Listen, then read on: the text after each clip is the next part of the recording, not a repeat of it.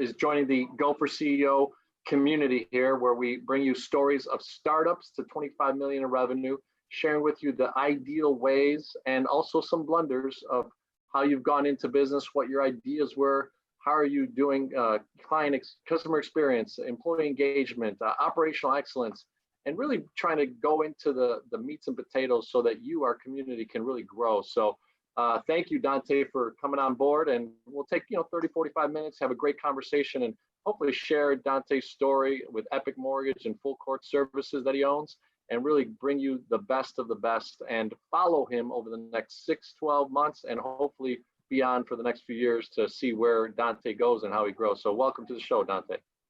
Hey, thanks for having me.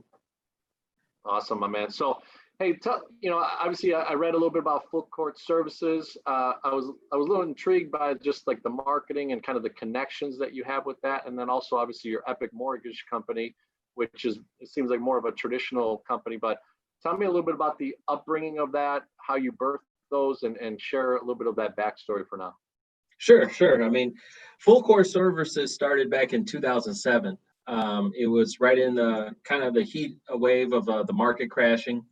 It was a situation where also too, I wasn't married. So I always make that as a point, because I just knew that in marriage, there's a lot of give and take. And I just knew that I wanted her to marry the person that I knew and believed that I was going to be. And so if I was a business owner, I just felt like that was something that was not going to be on the table for something to take away. That it was like, hey, this is who I am. This is, what I am. And that's what you're marrying into. And that's what you're going to have to accept and know and love and all that good stuff. So I definitely knew prior to getting married in 2009 that I had to start a business, because I just had an entrepreneurial spirit. I was seeing things and I was intrigued, and I just wanted to have that same opportunity that ultimately was basically, given to me. I just wanted to make sure that I had that arsenal. So I started Full Court Services. Primarily speaking, it was once the crash happened, it was just a situation that ultimately, what are you going to do? I had been in the mortgage business since 2002. So 5 years in, and I worked primarily for a corporation. So I didn't really know a lot. I just knew what they told me, straight out of college, straight into a job, first time job.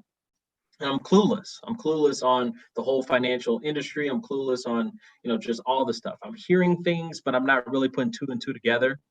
And so when they took that away from me, it was just a situation that, I was like, man, what am I going to do? So I'm going to definitely have to, keep my options open and be able to obviously make money. At the time, I was an account executive working for a bank, a mortgage bank. And so obviously that situation, I was just like, scrambling a little bit. I'm on my own. I'm single. I have my own place. I got a condo at the time. And so now I'm like, I got to pay my bills.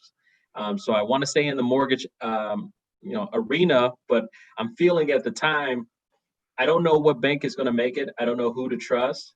So I decided to go out on my own as a mortgage broker, to be an independent loan officer and work for somebody, but a straight commission. And, it's like, oh my gosh, straight commission, it's like, you're not going to get paid every 2 weeks. Like, there's nothing coming if you don't close any deals. Are you crazy? Probably not the best time to do that as well. Just 2007, 2008, those were tough years. I mean, everything was going away. Products were disappearing. And here I am trying to start my own. So I decided that, I would create another company, and just so any side money I could just funnel through, and I was like, I'll figure out something. I'll do whatever. And I actually joined a networking group where I was seeing other business owners, given 30-second spiels on their business. And just from my training and my background just in sales, mortgages is still just sales. I really felt like I was always confident in my relationship skills. I was confident in just my sale ability of selling myself, that I saw a lot of the business owners that were there that just weren't really good salesmen. And so they had a great product. And I was like, oh my gosh, you guys should be millionaires. I mean, this is a great product. This is a great product. you probably just need someone to help you sell it.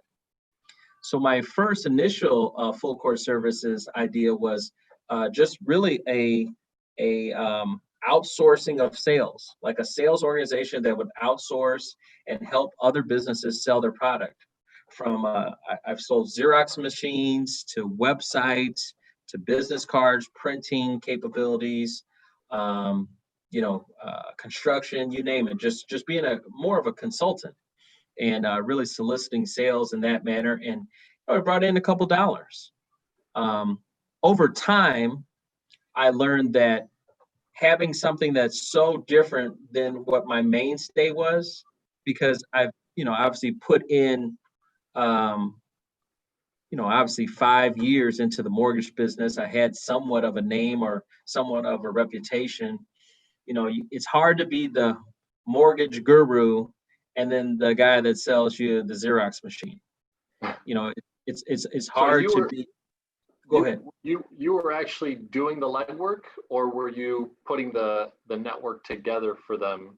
So if they didn't have a sales department in their Xerox machine selling service, would you say to them, hey, I've got a network that I could introduce you to, and that'll bring you some sales through my network? Or is it you were physically doing it? I was the foot soldier.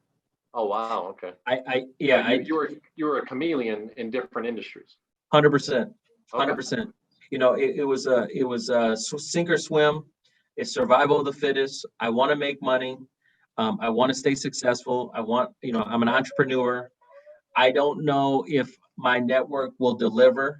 And I just didn't want to tell somebody, hey, I'm going to, I just didn't want to tell someone, hey, give me this money and maybe this will work for you. I was more of a situation of saying, hey, if I tell you I'm going to do something or something can happen, I wanted to make it happen. My name and reputation mean the most, and that's the most important thing to me that I was very prideful on. So that was a situation where ultimately I had to go ahead and make it happen because I only trusted myself. And so with that being said, that was obviously, it was a lot. I was young. I was in my 20s. And so I was just like, man, I'm going to make it happen. And so I'm driving all over America, shaking hands, kissing babies, and selling all this stuff. And it was just crazy. How many companies and different industries do you think you had at that point? I probably had about 5. I had 5 different, printing, copy machines, websites, those 3, and then obviously the mortgage industry, and then even insurance. Was it B2B or B2C mostly? I mean, it sounds like B2B type customers. And that was the issue. Obviously, I was flip-flopping from B2C and B2B. I had probably, because I even got my insurance license as well. So I was really just hodgepodge, just, if there was a person and they had a need, could I solve it? It was basically the mind. Okay. Solving people's needs and wants and trying to deliver a service. But obviously, you work, the issue that ultimately, existed and I realized that it was not going to be successful was I didn't have a workforce. So I wasn't able to pass this, hey, I'm going to pass this mantle to you, you run this and let's keep going. And the other issue was just obviously just compensation, right? Because most of these people were broker dealers. So, they got to make their cut. And then now they're trying to figure out how much can they really give me on a deal, because I'm not the main broker dealer for it. So I'm just another salesperson. So, you start weighing like, man, I just spent 30, 45 days and, X amount of dollars just wasn't enough for my time. I started to value myself. I was like, I think I'm worth a little bit more than that. But, honestly, they couldn't deliver. The people you were representing couldn't deliver? Yeah, like some of these owners, right? I mean, they have overhead. So, obviously I kind of got in there overzealous. I was in my 20s. Obviously I'm new, I'm fresh, and I don't have, unfortunately, I come from a family, everyone's W-2'd, everyone's a teacher, government employee. So, the whole entrepreneur spirit, it definitely, they're looking at me like I'm the crazy guy. Like, what's wrong with this? What is he And you doing? got a degree, right? Hey, Dante, what are you doing, man? You get a degree, go get a job. Okay. Exactly. It's like, why would you do straight commission? This is so crazy of you. So yeah, it just, I really kind of, and I'm a trial and error guy. I think most sales guys are. It's Mhm. hard to really sit down and focus on the business plan and trying to do things, clockwork. So it was just a situation where I ultimately was like, here, I'll figure it out. Hey, this is going to work or it's not going to work. I got into, and then ironically, which was kind of, I bumped into a guy that I had met previously, and he had a company where they were, buying properties in Chicago, and they needed assistance with the upkeep, management of them, and just, kind of, keeping up with everything that was going with the building. Sure. Um, and that ended up really kind of, I kind of it was like phases to full course services. So obviously, first phase was hodgepodge, everybody. Then the second phase was recognizing that, oh, here's a little bit more of a lucrative opportunity for myself. Here's a situation that kind of fits in the real estate world, which I'm comfortable in. Mhm. And so it was just I Was started. there? Go ahead. No, I was just gonna say that became more of a property management Exactly. scenario. Okay. Okay. Yeah. So in 2009, so from 2007 to 2009, 2 years of full course services really was a situation of just trying to figure it out, really testing the market, of seeing what I would be good in. Ultimately, that's what I was doing. Then, stumbling upon an opportunity in 2008 that really, kind of manifested to, really the development of what full course services is and was a property management company. And I was managing properties in the city of Chicago, and basically, responsible of, upkeep and, what's going on with the tenants. And I did that from 2009 to, 2018. Oh wow. Okay. So as you transition, right? I mean, let's take a look at to give the community a little bit of a perspective, right? You graduate, you kind of get into mortgages, but then you see this downfall in the market, which a lot of people are experiencing this year, right? And we're in the 2020, in case you're listening to this at some other time, in the middle of COVID-19 and all that good stuff. And you got a young person, eager, learned throughout his childhood and seeing his parents and family being W-2 type people, just good, we're hardworking people, but just job mentality. You get into a scenario where you're basically shopping yourself, right? You're putting yourself out there. You want to be a salesman. You want to be able to bring business to the table and get paid the right way. You have a couple years, it sounds like, of kind of trying this and doing, decent good. Obviously, you didn't starve yourself at that point, but you fell into then this opportunity that you networked your way into. So tell me, how are you starting to look at business, right? So we talk about, Robert Kiyosaki talks about employee, right? Trading hours for dollars. You got self-employed, which is, if you get sick or you break your hand and you're a painter, I mean, you're out of business for a little bit.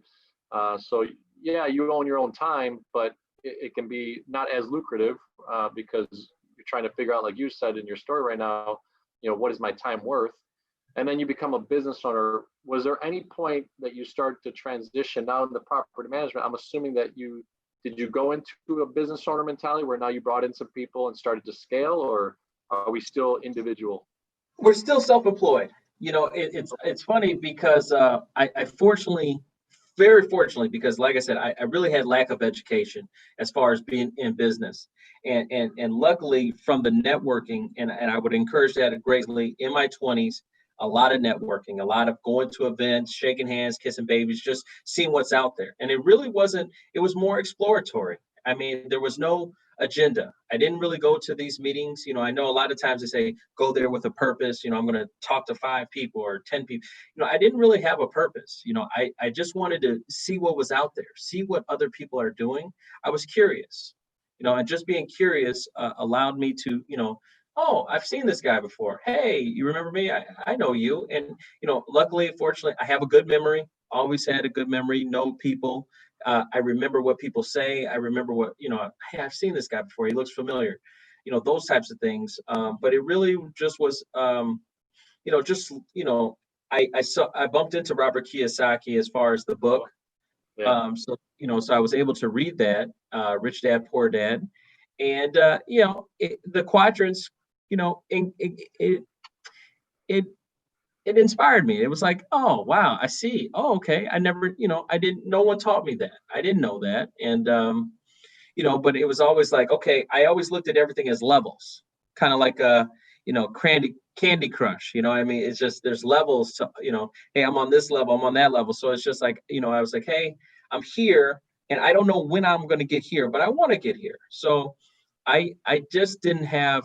I felt like I think maybe just because I wasn't as confident, because age brings, age, one thing it does is it brings confidence. Over time that you could do something for a certain period of time, you start to gain more internal confidence in your abilities. And then you talk in a different way. Then sometimes it's just like, oh, he's talking different. It's the same thing you said maybe 10 years ago, but now you're talking with more ferocity because you know it's true. You've experienced it yourself.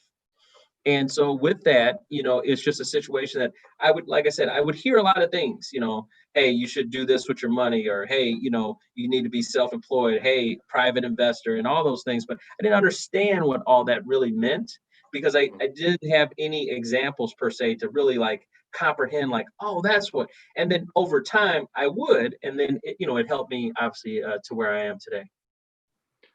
Did you ever run into, I mean, obviously the opportunity of the property management became, it looks like a relationship that really flourished. I mean, you did it for 9 years and put that together. Was there ever a sense of a mentor in your life that you really gravitated to, pick up some of those learning lessons? I would say yes and no. I mean, I'm an older soul, so I've always gravitated with older guys that are older than me. Especially people that are in like their 50s and 60s, and just having life conversations have been meaningful for me. But as far as business per se, it's really just been trial and error. And then obviously, fast forward to now, it's a lot of more reading. Definitely reading. Very familiar names that you know of. Just to make sure I'm like, oh, okay, I get that now. I see what they're saying. Oh, I've experienced this now. But experience to me is the number one educator of things, in my opinion. Going through an experience, willing to take the risk, and it's almost a fear. It's a fear of failing, but it's a fear of like, I just got to go out there and make it happen because I don't want to fail. Like, there's I'm very competitive, sports background. So it's just a situation where it's like, I go out there and say, I can't fail. So I got to make this happen. I just got to find a way to make it work. You're right. I mean, it's interesting, right? You take these life experiences, they start to grow on you, and you start to build this muscle. Let me ask you something. So, let's go back to now you transition into the property management. What are 2 or 3 things that in business of that business you start to learn as far as maybe customer experience? It sounds like, did you ever scale at one point? So share with me, I guess, the customer experience side and how Sure. you start to deal with your client base. And then did you scale at all for, that part of it? So scaling is something that I never did. I regret to this day. That's probably one of the downfalls and mistakes that I made. Okay. Ultimately, I was trying to build it, right? And so I just kept feeling like I need to make it bigger. I need to make it bigger. So I got up to about 30 buildings that I was managing. Everything was primarily just word of mouth, referral base. Especially in real estate community, investors talk to each other, because they have the same issues. Hey, this tenant's giving me this grief. What should I do? Or, Yeah. hey, I'm trying to, get a tenant. Where do I go? So, within that community, your name starts resonating. Hey, I had this experience. Call this guy. Maybe he can help you out. So I really built it really myself, but I mean, there's so many hours, right? I mean, I was, at the time, now I'm married at the time, and it's just like, hey, I'm out, Monday through Saturday, I'm in the streets. I'm either, helping people with their mortgage. I'm doing real estate, and it's just like in my head, I was trying to justify like, if I get it bigger, if I could get it where it's making, then I could pay someone. You know what I mean? I just didn't feel like I didn't ask for help. Where it's okay to ask for help.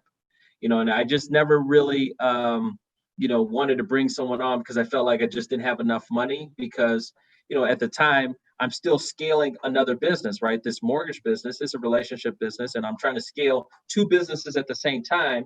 But if one is a little slow, I would offset obviously with the income that was coming from another venue. So it was just like when I'm trying to do the balancing act, instead of, just reaching out and saying, hey, I need help, and maybe someone else could have helped me get it even bigger. I was more concerned and kind of like, oh, well, I don't want to give up that money, because if I give up this money, then, what if I have a slow month, whatever the case is. So, that was probably a downfall. And you see that a lot, man. I mean, I've had a lot of buddies in the mortgage business. When I was in banking, I would always be curious. These guys are making 150, 200 with the bank, and there's some I guess safety net, right, with built-in clientele within the bank and all that stuff. But I always wondered. Well, I had one guy that I would kept on telling him, I'm like, hey, why don't you get an assistant? No, I don't want to pay some of my commission to them. I'm like, yeah, but you'd probably double or triple your production by having an assistant. Right. He didn't get it. He didn't get it. 3 years into it, conversing and talking, just because I had some other businesses. He has one, and he literally went from 150 to 400,000. Wow. That it was amazing. So let me ask you something. So how was the revenue for the 30 buildings? Were you charging a fee, a retainer? How did you get your revenue on that property management business? Yeah, I charge a percent per month based on the total rents that was being received. Okay. And so obviously, that was at the high point. A lot of turnover, obviously, especially in, it was mainly Southside Chicago, Section 8 housing. I was dealing with the CHA, Section 8 vouchers and all that type of stuff. So very volatile. Those people generally don't stay in those properties for long. They're bouncing around, looking for the landlord that is going to, take care of them the most. So, especially some of those areas are not the safest. So, I mean, obviously, I was a little bit of a no risk, no risk, no reward. I was, fearless, obviously, going out there. And sometimes I think back, like, man, I should not even been out there. It's like, but I'm just built from a different cloth. I got to make it happen, and it's kind of by any means necessary is the mindset. So I was willing to take the sacrifice, take the risk, in hopes to make it happen. And like I said, it helped me and allowed me to get my business, until the mortgage business, obviously from a mortgage aspect in 2008, there was a huge drop. I'm a brand new, starting my own, kind of building my own portfolio of clients. I'm independent, so I don't have bank leads. I don't have really anything per se to help me.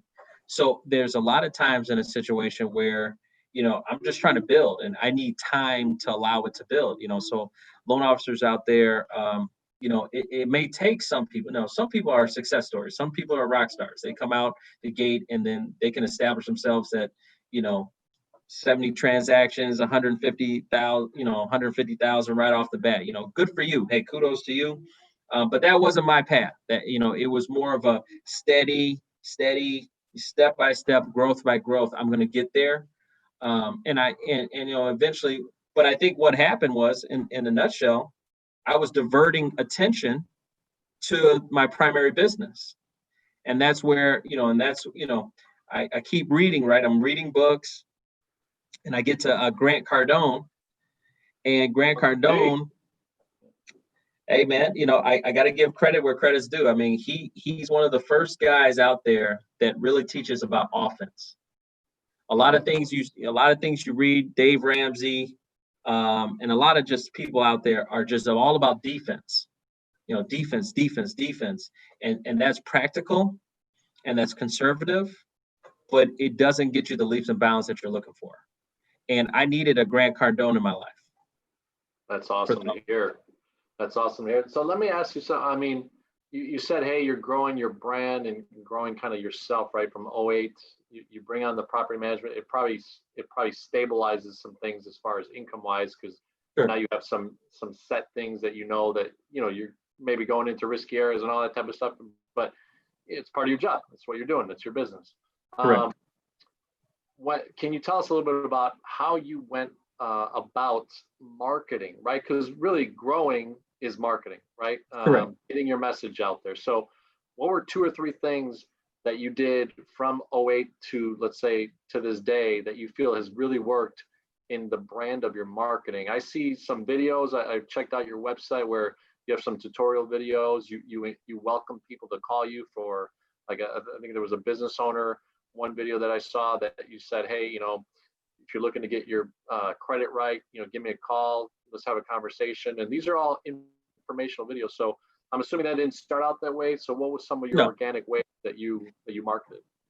The number one thing that most people is so basic, that a lot of people just don't do it. And this goes for any business. It's really just ask for business. Okay. It's a situation where, most people have pride, right? You have pride, I have pride, and it's like sometimes we don't like to ask for business because it feels like I'm begging for business. We substitute asking as, oh well, if I ask this person for business, it must sound like I'm begging for it. And so we tend not to want to do that. And I was just at a point, and I've always been like that. It's like, it's not begging, I'm asking. And then then the confidence came in where I did ask and things would come back to me. Then there was just a confidence that, hey, people need my services.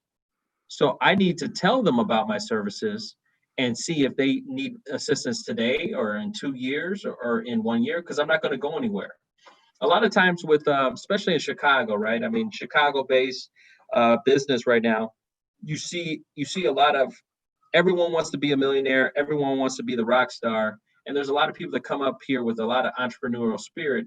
And one of the things is that a lot of customers, will say to me, and stuff I've seen is inconsistency. They're not consistent, and so some people don't mess with you or want to do business with you, maybe in the first month, first 6 months, first year, maybe 2, 3, 4, 5, whatever the case is, because they just want to see, are you going to last? They're testing. They're testing, yeah, because it's like, hey, this is all my private information. This is my personal information. I want someone that's going to be there for me, a trusted advisor, for a period of time. I don't want him just to do this one transaction and then disappear, because he's going to leave me in a lurch. Can I find this guy in a year from now? And so being stable and being some type of stability in people's lives, I think that's priceless right there in itself. And so so I would say, the typical mantras like, hey, I'm going to be here for you. I'm going to hold you. But when I was able to show that I'm still here, the phone number hasn't changed. It's the same phone number I had in 2008 that I have in 2020. It's the same phone number that I've had, since I was ultimately 19 years old. So, I mean, having that consistency, hey, I do, and then, I save everyone's name. So little stuff I do, so, people call and I say, hey, Phil, how are you? Oh, you still remember me? You still got my number? Yes, because you were important to me. You've helped me. You've allowed me to grow, and I still remember you and I still appreciate you. And I think people, I think that resonates over time. Sure.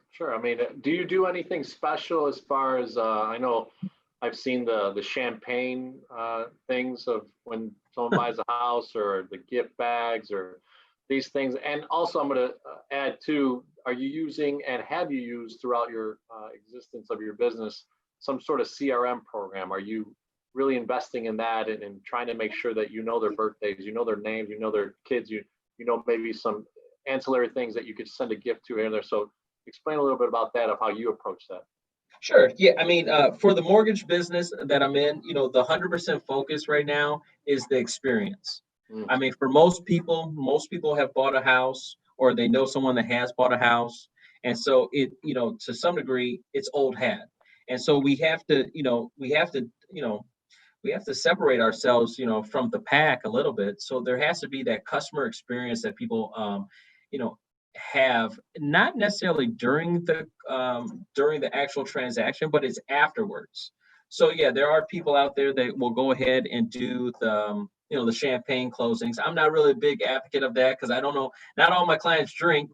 So I don't, and I don't want to disrespect anybody per se, but yeah, I mean, I'm definitely doing some gifts.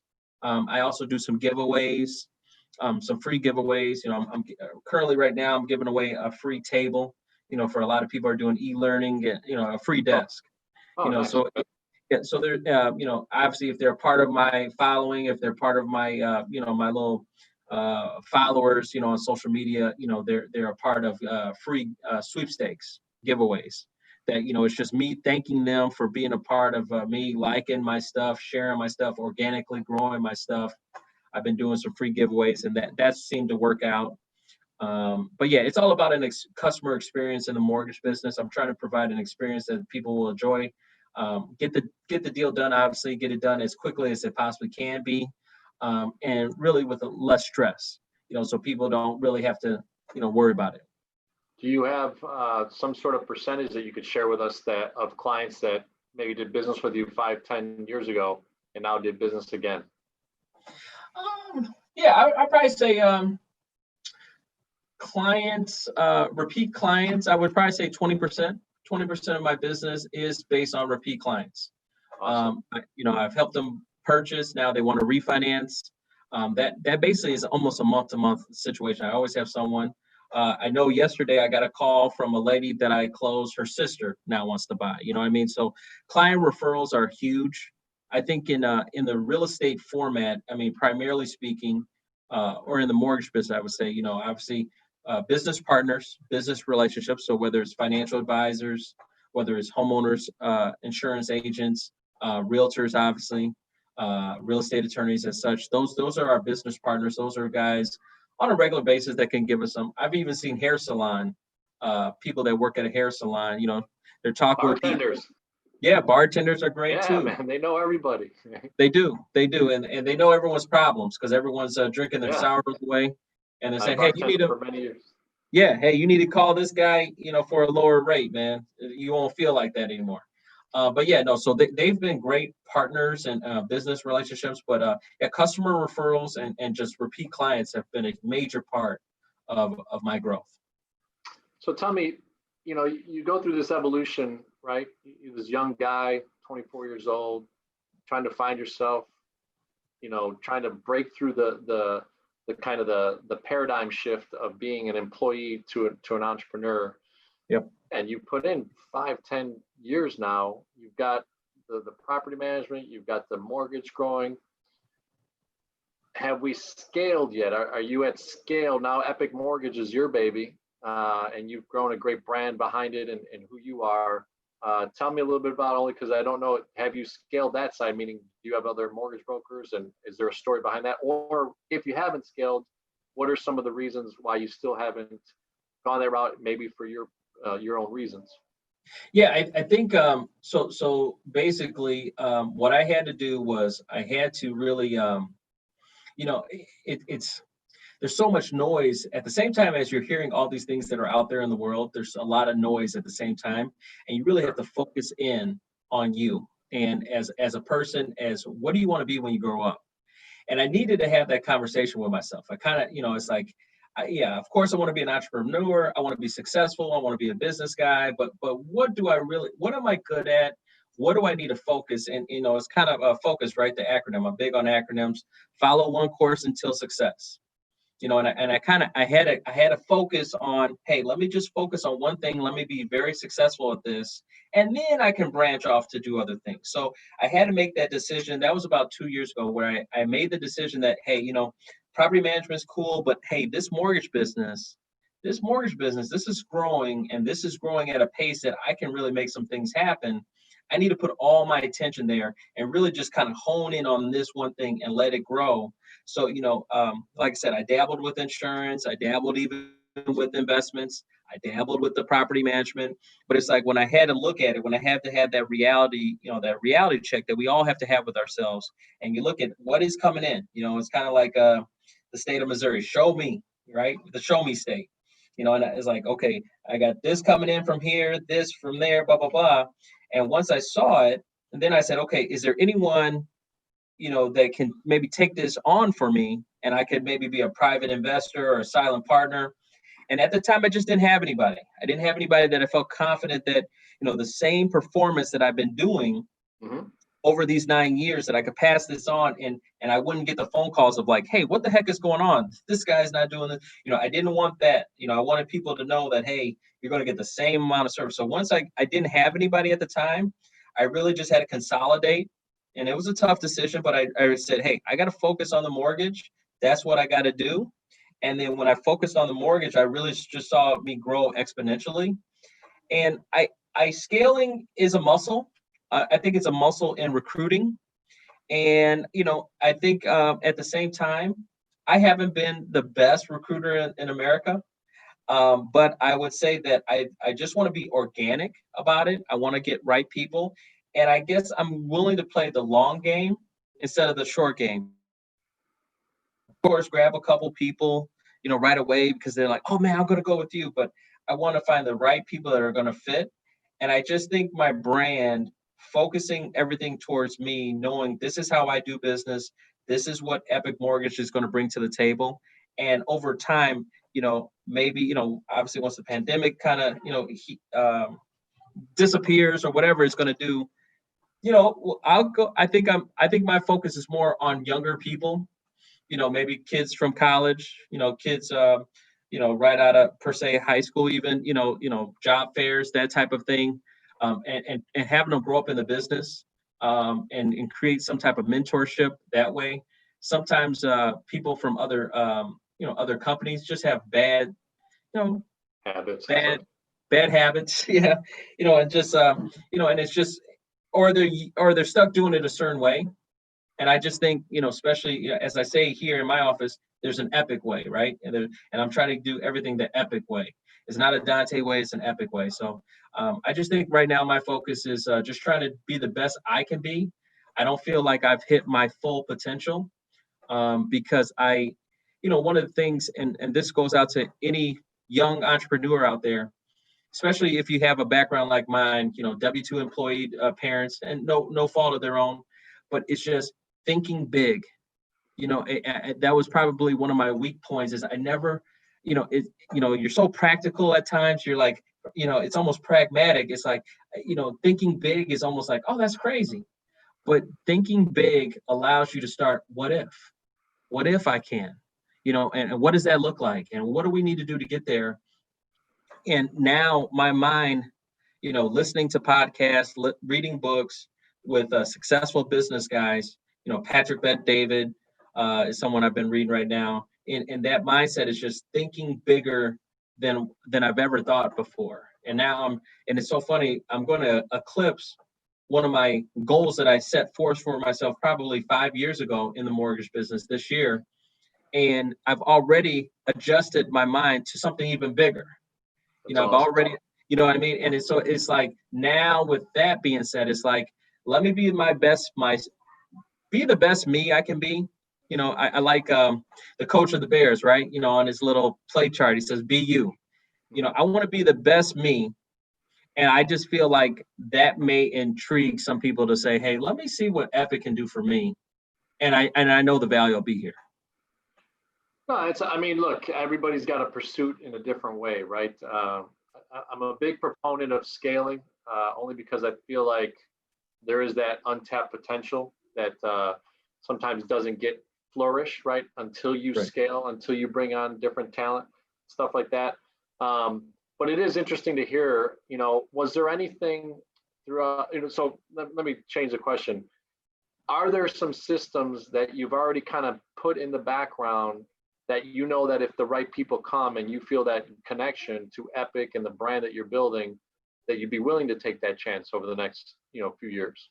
Oh yeah, 100%. Yeah, I believe, one of the things is in thinking big, you also have to think like in practical fashion. What is big mean for you? What does big mean for the company? So for us in particular, it's going from local to regional. And from regional to nationwide. So, I'm working on right now establishing, certain states. So we're licensed in multiple states. And it's with the mindset of thinking big. It's saying, hey, it's nice to be the local, hey, I know this guy, he's local, but, I want to put a bigger imprint. I want to put a bigger fingerprint on the nation. I want to be, we're currently licensed in Colorado and Florida. And we're waiting right now on our Georgia license and Maryland and Michigan. You know what I mean? So we're thinking, and I'm definitely thinking as being bigger. I want to be a name that, we're competing for deals and business in different states. it is kind of refreshing when you say, hey, I got a deal closing in Florida right now, and I also got a deal closing in Colorado. Just you're spreading yourself, you're stretching, you're scaling. Yeah, 100%. Now, do you have some assistants at least right now, or is it still just?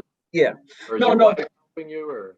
No. Wife, well, hey, she helps me with the kids. I appreciate that. Okay. And that's probably, we spend on enough time there. But no, as far as work goes, yeah, I definitely, I think that change for me happened probably in about 2015, I would say. Okay. So about 5 years ago, I finally, like you said, you referenced like everyone's so tight with their money, right? They don't want to give it up, and I saw I needed help, and so the first thing I did was I actually got a business coach, and she's still Okay. with me today. So yeah, 5 years ago I got a business coach, and I just needed, it's whether it's interviews or a business coach, it's therapeutic. Sure. It's therapeutic, because hey, to some degree, your wife doesn't want to hear you every day. And she And they definitely doesn't want you to hear it. They want us to hear them. Correct. Correct. Uh, And you know what? To some degree, especially when you're an entrepreneur, and there's going to be ups and downs, sometimes daily, sometimes weekly, sometimes monthly. They don't want to hourly. hear, yeah, they don't want to hear the downs because that scares them. Especially opposites attract and stuff. I have my wife is a teacher, so just that teacher mentality. She doesn't want to hear about bad news because it's like, oh my gosh, really, oh my, what are we going to do? So having someone else to kind of have an outlet to talk out some of your fears when you're not as confident, when you're saying, hey, I want to do this, what do you think? Someone that has experience, maybe has been there before, like you said, mentor. Having that ability to have someone there that you could talk it out is paramount, and that really changed the game for me. 2015, I got the business coach, and then from there I got assistance. Yeah.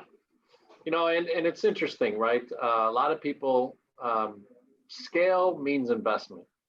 Mentorship or coaching means investment. Getting a book means investment. Listening to a podcast and finding some mentorships that way means investment. It might be time, not so much money, but it's investment. And Right. one of the things of this community that I want to share is, as you invest those times, look at it long term. Like I love the long play that you talked about.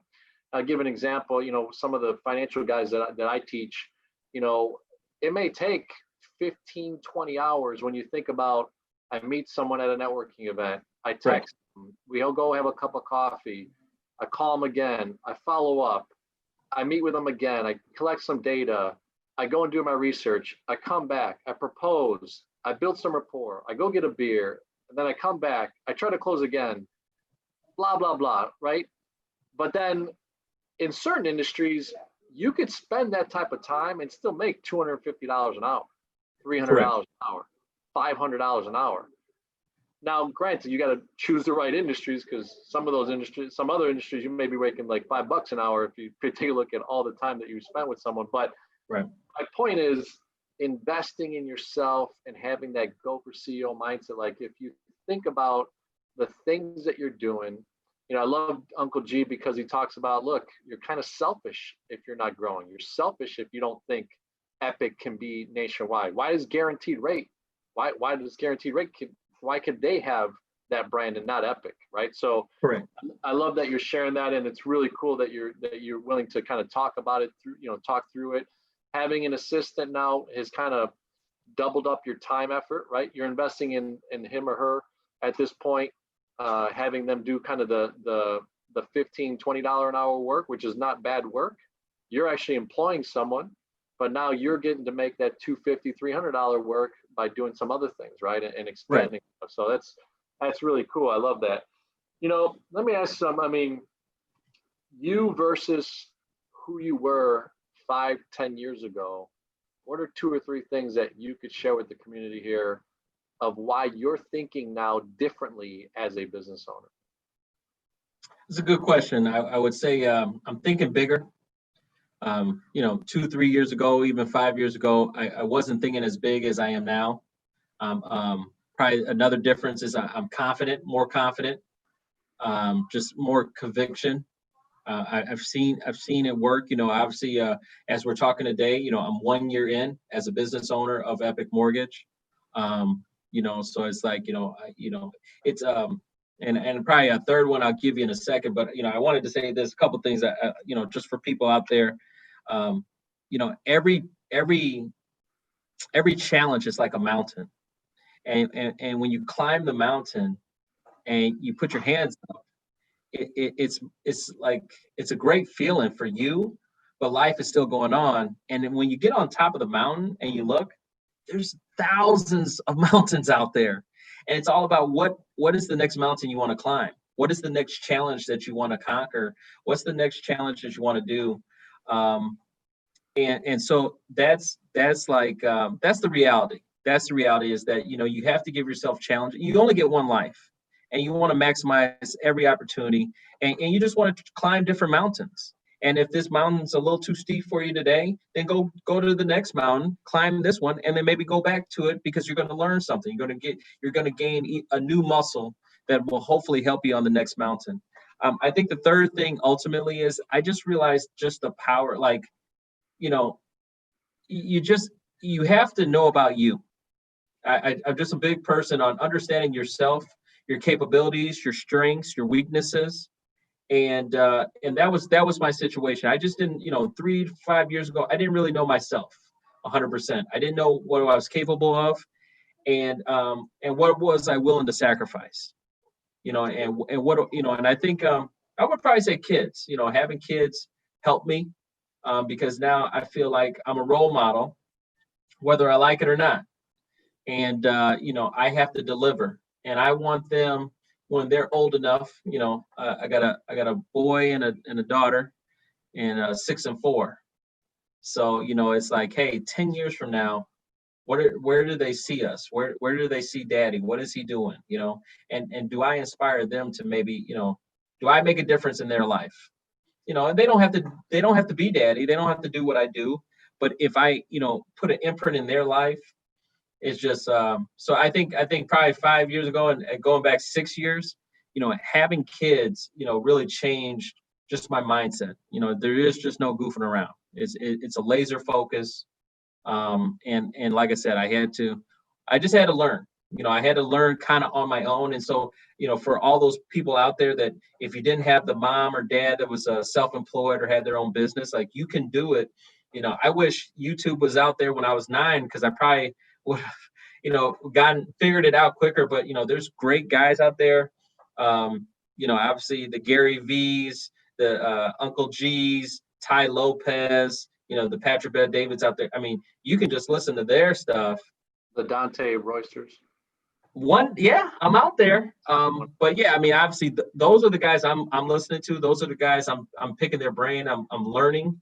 And like you said, now I didn't have those 5 years ago. So now having those, Ty Lopez got me to read again. You know what I mean? It's like, Awesome. yeah, it's just, it's, because it's just school, the way school is set up, man. It's just, you graduate college and then like, okay, I'm done. And I mentally just thought I was done, and it's like, my mindset is like, okay, I'm done. All right, that's it. I did that. Now what's next? And it's like, when you listen to Ty Lopez or something, it's like, no, dude, it's constant. You got to continue to educate yourself. It's constant learning. Warren Buffett, does 5 to 6 hours a day, and he's 80 Correct. years old. Yeah. Obviously, he's got the, he makes the time. And I hate saying he has the time. I always say people like to make the time. Correct. And especially in business, right? It's when you think about the investments and then everything, and then your family. I've got 3 girls. So you got boys or girls? I got a boy and a girl. Boy and a girl. Okay, so you hit it perfect. Are you any more? No, I figured if a boy comes out and then a girl, I'm good. I don't need to know what number 3 would be. All right. So, I tried the third one. It is another girl. And it's funny too, because we're all dark haired, dark eyed people. My wife's Italian, German, I'm Colombian and Puerto Rican. And my 2 girls are dark haired, dark eyed. The first one, this one came out blonde hair, blue eyed. So, oh, wow. Yeah, it's crazy. In Spanish, it's called rubia, which is like Nice. Blondie, right? So, But cool, man. Well, look, one of the things that we want to do with this Go for CEO community is start these conversations, start implementing and understanding, okay, what did Dante do? I hope you heard some of the things that he was willing to do and take chances, right? For him at a young age, he kind of took the leap and he just went in. Some of you may not be able to do that. Maybe you have a W-2 mentality, you've got a good job, but you still want to go for CEO. You still want to have that vision. You still want to grow something, right? And America was built on entrepreneurship. And I love you mentioned Dante, Patrick David, one of the guys I really follow. He actually came from the financial firm that I'm a part of. And it's interesting to see his voyage and what he's been able to do. And I think he's on the verge of selling his company, PHP, for like 300 or 400 million. So some craziness. Plus, he built Valuetainment all throughout. So it's a really big thing. But I think one thing that is really neat is that hopefully, if you'll let me over the next few years, Dante, I'd love to sit down with you 6 months from now and find out where's Epic now, and then a year from then, where's Epic now, and what are you doing and what's going on, so that we can keep on journaling, this voyage that you're on. And I really appreciate your time, coming on and sharing kind of what you're doing. So Thanks. Thank you for having me. It's a great opportunity. And yeah, definitely love to sit down with you next time. awesome, my man. Well, hey, thanks again. And everybody, again, Go for CEO. The C is customer experience, the E is employee engagement, and the O is operational excellence. We're going to be sharing with you even more stories. Appreciate Dante coming on, and excited to kind of keep on growing. Check out some of the other videos that we have on here. Subscribe and like this video and share it with people. People need to know that, yes, he follows Gary Vee, Ty Lopez, and PBD and all these guys, right? But Dante Royster has to have that voice, Dante's voice. I want you to be able to share that with this community and other people so they know. And hey, if you're interested in becoming a mortgage professional, think about Epic Mortgage. Think about what he's doing. Think about the experience that Dante can bring to the table and what he can do with you. So thanks again, Dante. I appreciate your time. Not a problem, man. Have a great day. Take care.